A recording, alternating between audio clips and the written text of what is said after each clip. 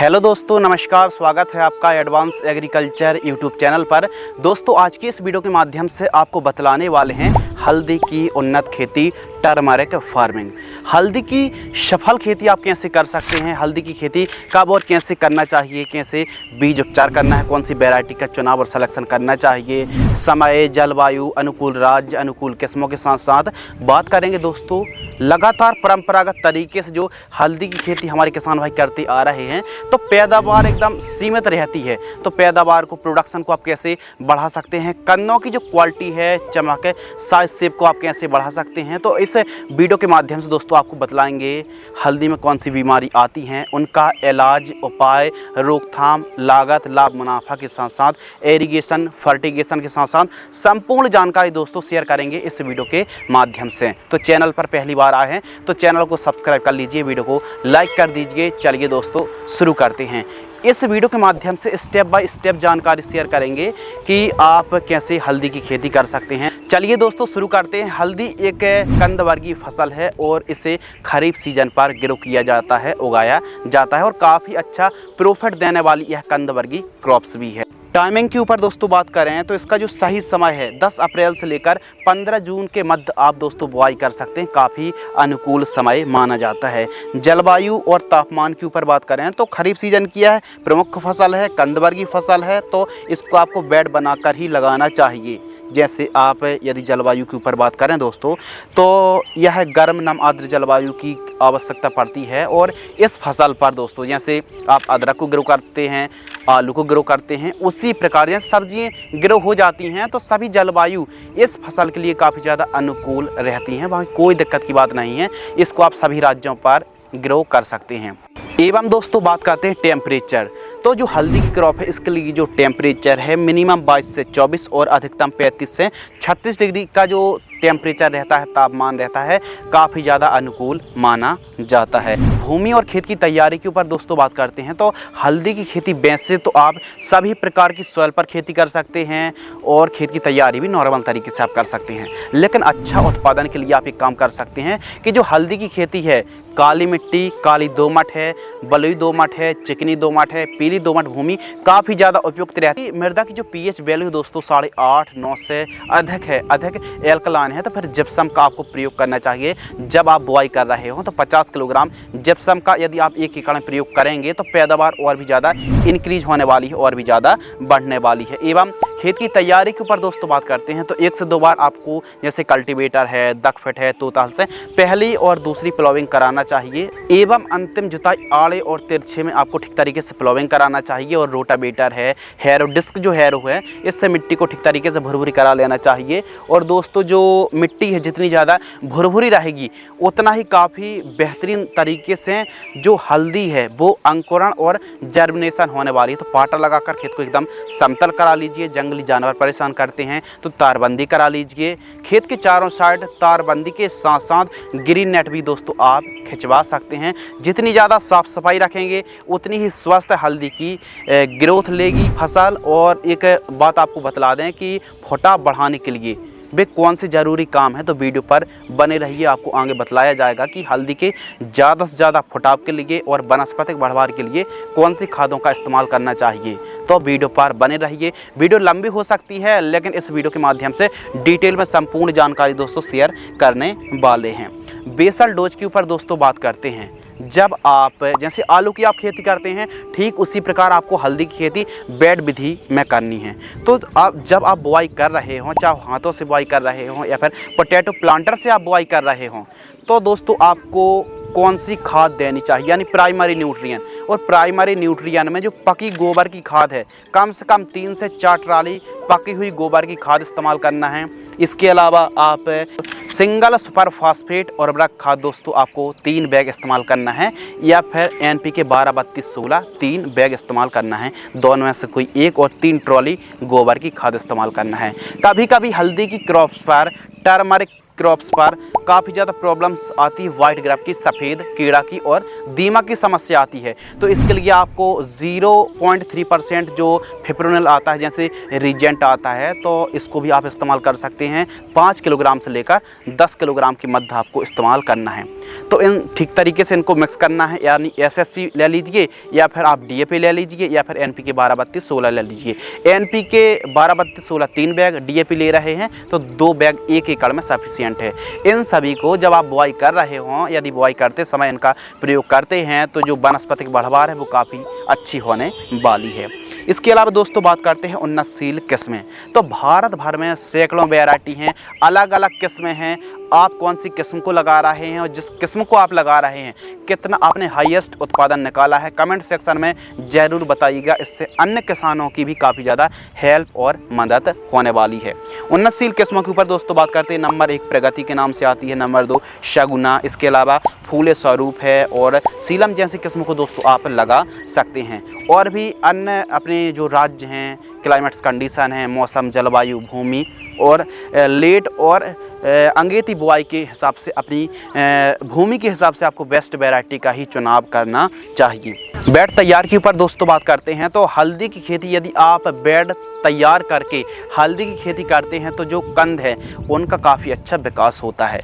तो कंद विकास अच्छे हो तो इसके लिए बेड मेकर या फिर बेड राइजर्स, जो कि आप वीडियो पर देख रहे हैं, कुछ इस प्रकार आपको बेड तैयार कराना चाहिए। तो बेड जब आप तैयार कर रहे हैं, कितनी डिस्टेंस पर कितनी चौड़ाई रखनी है, कितनी ऊंचाई रखनी है, तो ध्यान से सुनिए। बेड से बेड की दूरी आपको 2.5 फीट रखनी है, बेड की चौड़ाई 2.5 फीट रखनी है और बेड की जो ऊंचाई है वो लगभग दोस्तों आपको 1 फीट के आसपास रखनी चाहिए। तो यह जो डिस्टेंस है काफ़ी ज़्यादा अच्छा है बेड का। अब बात करते हैं प्रति एकड़ सीड्स। तो जो हल्दी जब आप बुआई करते हैं तो आपको जो गीली कांदियाँ होती हैं, गीली कांदियों को ही लगाया जाता है और 1 एकड़ में लगभग 6 से 8 क्विंटल कांदियों की आवश्यकता पड़ती है। ध्यान रखिए, लगभग ये मान लीजिए 2500 से 2600 रुपये क्विंटल के आसपास कांदियों का रेट देखने के लिए मिलता है। हम बात कर रहे हैं कांदी, जो गीली कांदी होती है उसी की हमको बुआई करनी पड़ती है। अब दोस्तों बात करते हैं ड्रिप। इस फसल पर यदि आप ड्रिप लगाते हैं, टपक सिंचाई से यानी बूंद बूंद सिंचाई से आप इरिगेशन करते हैं तो काफ़ी कम सिंचाई पर भी वाटर मैनेजमेंट हो जाता है। वैसे भी यह खरीफ सीजन की प्रमुख फसलों में से एक है, तो बरसात होने के कारण ज़्यादा सिंचाई भी नहीं करनी पड़ती है। ज़्यादा देखभाल और कम लागत वाली यह फसल है और काफ़ी अच्छा प्रॉफिट आप इस क्रॉप से निकाल सकते हैं। तो ड्रिप आप लगा रहे हैं तो 16 mm इनलाइन ड्रिप को बिछवा सकते हैं। आप चाहें तो यदि खर्च आप ज़्यादा नहीं करना चाहते हैं तो एक बेड पर सिंगल लाइन पर दोस्तों आप ड्रिप को बिछवा सकते हैं। इसके अलावा प्लांट डिस्टेंस के ऊपर दोस्तों बात करते हैं कि कितनी दूरी पर हमको बुआई करनी चाहिए, जो कि काफ़ी ज़्यादा इम्पोर्टेंट है। तो ध्यान से आपको ये सुनना है, समझना है कि एक बेड पर आपको डबल लाइन पर दोस्तों आपको बुआई करनी चाहिए। तो कितनी दूरी रखें? पौधे से पौधे की दूरी यानी कंद से कंद की दूरी 20 सेंटीमीटर और लाइन से लाइन की दूरी आपको 30 सेंटीमीटर रखनी चाहिए। और जो डेप्थ है, जो गहराई है, 3 से 4 सेंटीमीटर गहराई पर आपको बुआई करनी चाहिए। अब जो पंक्ति से पंक्ति की जो दूरी है, जो एक बेड पर डबल लाइन, और जो आपको पंक्ति से पंक्ति की जो दूरी रखनी है वो 30 सेंटीमीटर रखनी है और एक बेड से जो दूसरी बेड की जो दूरी है दोस्तों वो 2.5 से 3 फीट आपको रखनी चाहिए।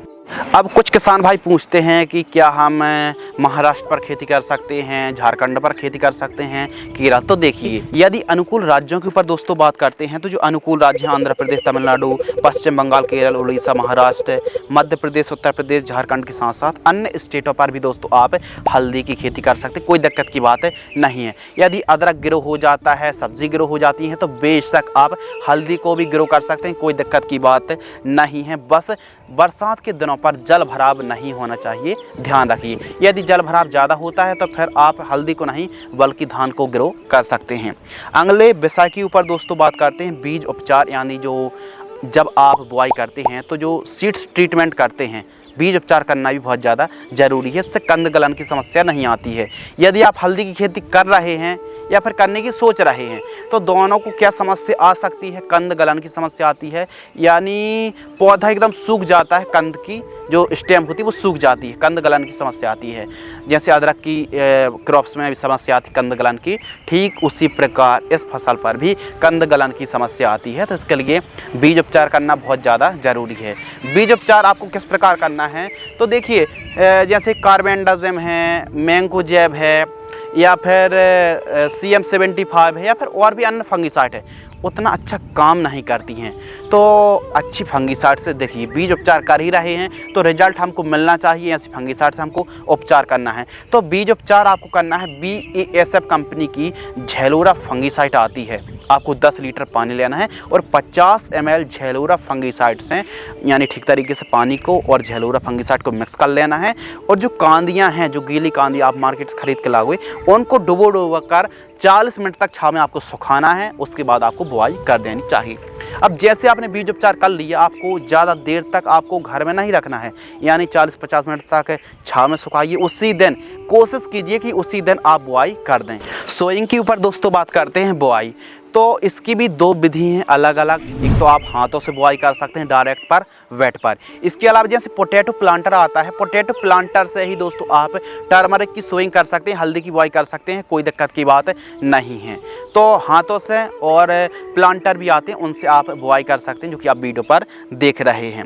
सिंचाई के ऊपर दोस्तों बात करती हैं तो इस फसल पर कम सिंचाई की आवश्यकता पड़ती है। बरसात के दिनों पर खेती कर रहे हैं तो वैसे भी कम सिंचाई की आवश्यकता पड़ती है, लेकिन फिर भी बरसात यदि नहीं हो रही है तो ड्रिप से 3 से 4 दिनों के अंतराल पर सिंचाई करें 2 घंटे, और फ्लड एरीगेशन से 10 से 12 दिनों के अंतराल पर आपको सिंचाई करनी चाहिए। फ्लड एरीगेशन सिंचाई करते हैं तो बेहतरीन लाभ देखने के लिए मिलता है। स्प्रिंकलर से आपको सिंचाई नहीं करनी चाहिए।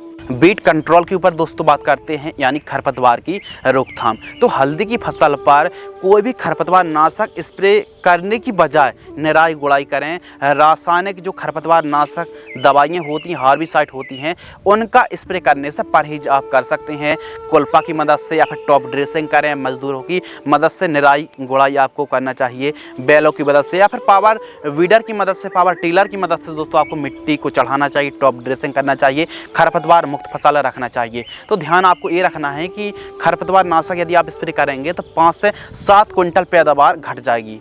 तो इसके बजाय आप ज़्यादा अच्छा है कि निराई गुड़ाई करें। फर्स्ट निराई गुड़ाई 35 से 40 दिन की फसल होती है और सेकंड निराई गुड़ाई 65 से लेके 50 दिन के मध्य आपको सेकंड निराई गुड़ाई करनी चाहिए। टॉप ड्रेसिंग करने से मिट्टी को जो बेड्स में यानी जड़ों के पास चढ़ाने से कन्नों का काफ़ी अच्छा विकास होता है। कम से कम 2 बार टॉप ड्रेसिंग यानी मिट्टी को जड़ों के पास मिट्टी ज़रूर चढ़ाना चाहिए। मजदूरों की मदद से निराई गुड़ाई कराना चाहिए।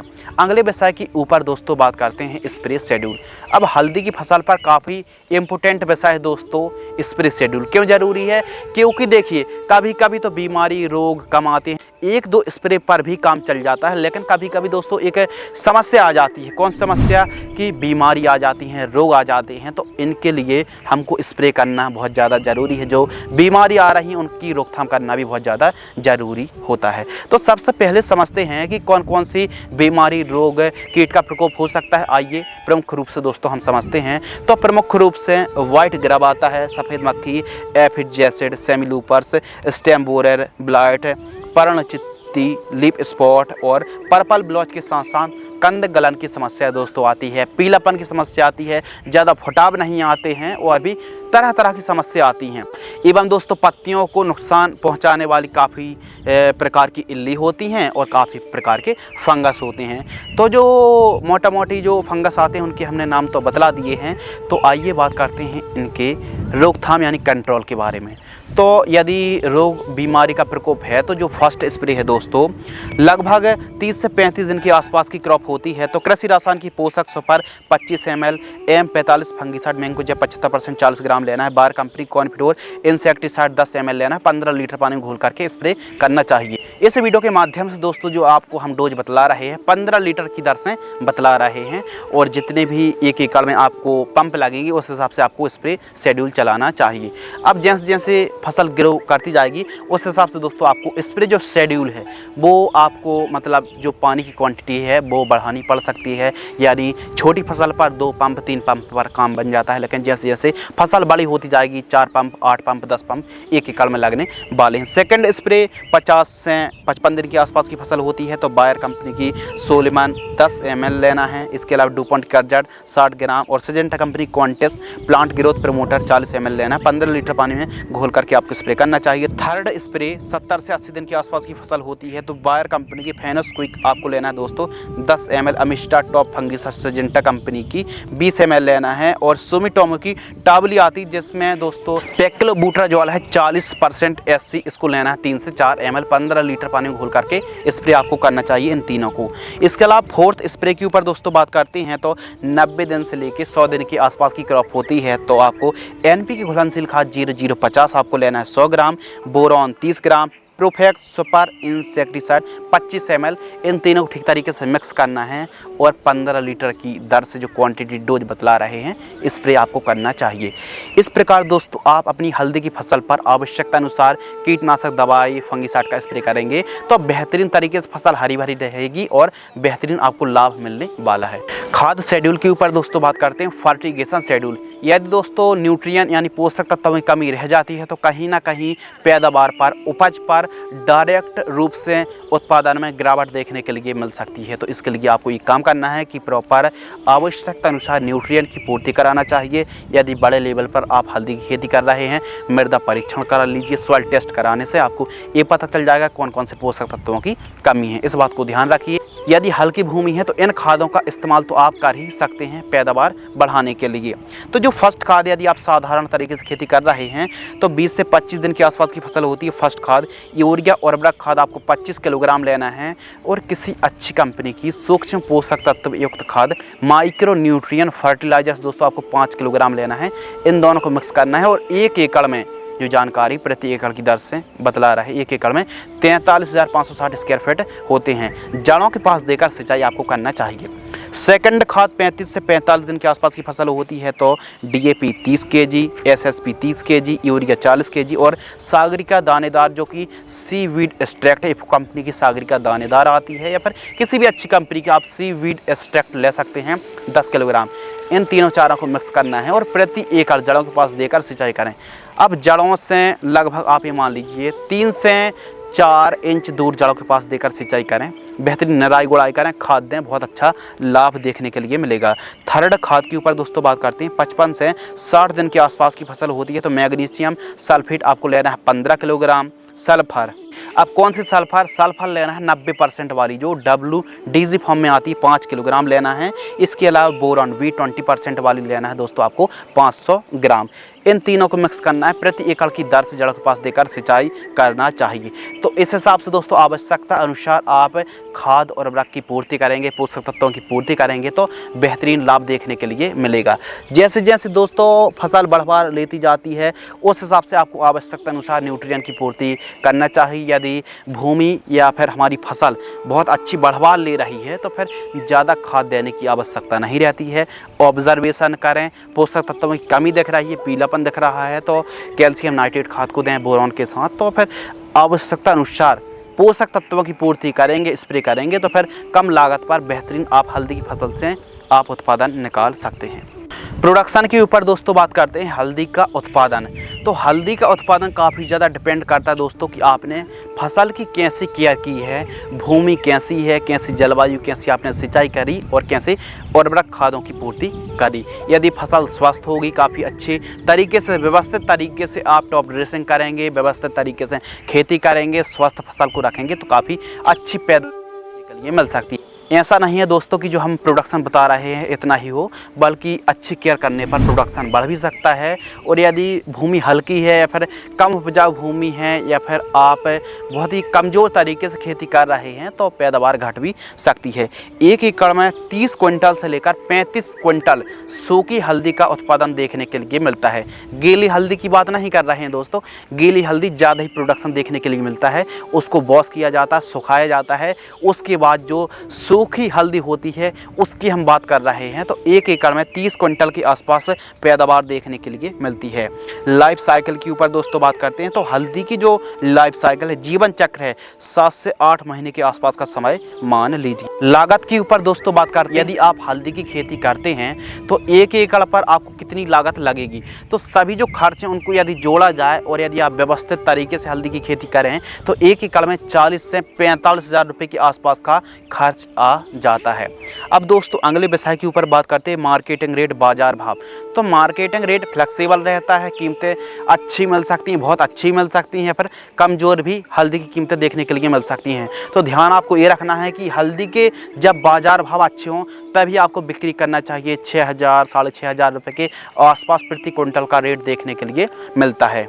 मुनाफा प्लस नेट प्रॉफिट के ऊपर दोस्तों बात करते हैं। यदि आप टर्मरिक की खेती करते हैं तो जो नेट प्रॉफिट है वो आप 1 एकड़ से कितना आप कमाई कर सकते हैं, हर एक किसान भाई जानना चाहता है। सबसे महत्वपूर्ण विषय है। यदि आपका उत्पादन अच्छा होगा, बाजार भाव अच्छे मिलेंगे तो आमदनी भी काफ़ी अच्छी मिलने वाली है। हल्दी का जो मुनाफा है दोस्तों, सभी लागत को काटकर आप 1 एकड़ से 1,50,000 रुपये से 1,60,000 रुपये के बीच में कमाई कर सकते हैं। यानी 1.5 लाख रुपये आप सभी लागत को काटकर हल्दी क्रॉप से कमाई कर सकते हैं। तो आज की इस वीडियो के माध्यम से दोस्तों आपको बतलाया हल्दी की उन्नत सफल वैज्ञानिक खेती की A to Z संपूर्ण जानकारी, वो भी स्टेप बाय स्टेप। फिर भी आपके मन में कोई सवाल रह जाते हैं, कोई डाउट्स हैं तो कमेंट सेक्शन खाली पड़ा है, कमेंट्स आप कर सकते हैं। वीडियो को आपने पूरा अंत तक वॉच किया, वीडियो को अंत तक देखने के लिए आपका दिल से बहुत बहुत शुक्रिया। जय हिंद, वंदे मातरम।